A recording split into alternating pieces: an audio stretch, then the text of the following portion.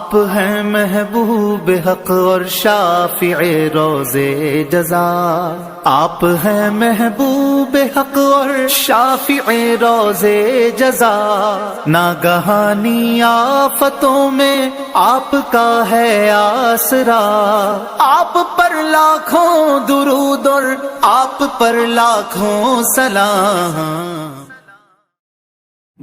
محترم ناظرین، السلام علیکم ورحمۃ اللہ وبرکاتہ۔ کچھ لوگ یہ سوال کرتے ہیں کہ ہماری ماں بہنیں، بیٹیاں، خواتین جو مخصوص ان کے ایام ہوتے ہیں، مخصوص بیماری ہوتی ہے، تو یہ کیا کلمہ طیبہ، درود شریف وغیرہ پڑھ سکتی ہیں یا نہیں، اس کے بارے میں کیا حکم ہے؟ تو آئیے تفصیل سے میں آپ کو بتاتا ہوں کہ قرآن مقدس میں اس کے بارے میں کیا ہے۔ اللہ تبارک و تعالی ارشاد فرماتا ہے وَيَسْأَلُونَكَ عَنِ الْمَحِيضِ قُلْ هُوَ أَذًى فَاعْتَزِلُوا النِّسَاءَ فِي الْمَحِيضِ وَلَا تَقْرَبُوهُنَّ حَتَّى يَطْهُرْنَ، یعنی اللہ تبارک و تعالیٰ اپنے پیارے حبیب صلی اللہ تعالیٰ علیہ وسلم سے ارشاد فرماتا ہے، اے نبی آپ سے پوچھتے ہیں حیض کے بارے میں، تو آپ کہہ دیجئے کہ وہ ناپاکی ہے اور ان سے دور رہو جب تک کہ وہ پاک نہ ہو جائے۔ اس کا مطلب یہ ہے کہ اگر عورتیں اس حال میں ہیں تو شوہر کو چاہیے کہ ان سے دور رہیں، ان سے قربت نہ بنائیں۔ یہ سخت منع ہے، ناجائز ہے اور حرام ہے، جیسا کہ اللہ کے پیارے حبیب صلی اللہ تعالیٰ علیہ وسلم نے ارشاد فرمایا اگر اس حالت میں کوئی بیوی سے قریب ہو جائے تو وہ صدقہ کرے۔ دیکھیں یہ ابو داؤد شریف ہے۔ اللہ کے پیارے حبیب صلی اللہ تعالیٰ علیہ وسلم ارشاد فرماتے ہیں عن ابن عباس عن النبی صلی اللہ تعالیٰ علیہ وسلم فی الذی یاتی امراتہ وہی حائض قال یتصدق بدینار او نصف دینار، یعنی اللہ کے پیارے حبیب صلی اللہ تعالیٰ علیہ وسلم ارشاد فرماتے ہیں کہ اگر کوئی بیماری کی حالت میں جو عورتوں کو ہے قربت حاصل کرے تو انہیں چاہیے کہ 1 دینار یا نصف دینار صدقہ کرے۔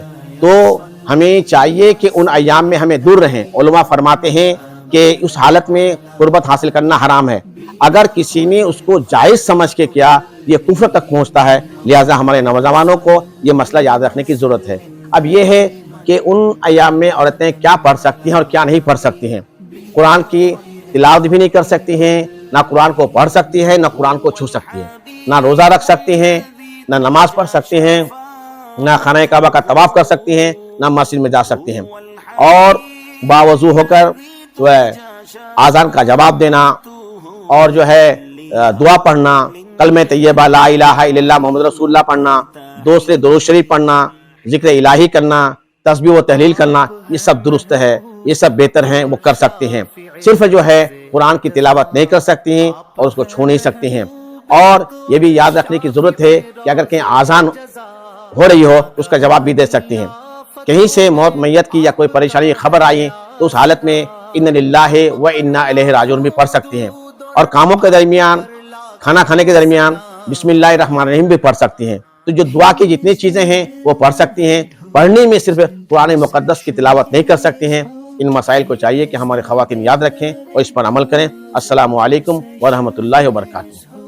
For in every sada kalam hai Maulaya salli wa sallim daiman abada